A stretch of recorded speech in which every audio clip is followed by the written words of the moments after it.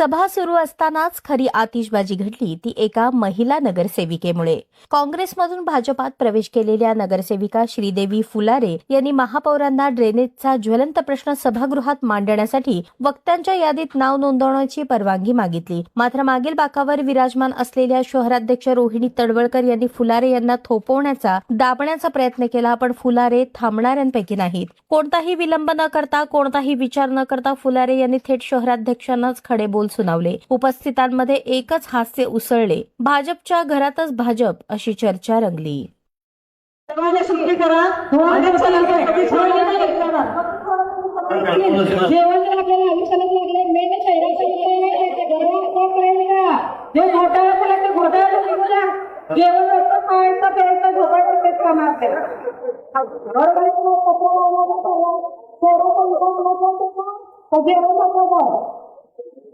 हे माझा मुद्दा होता की आपण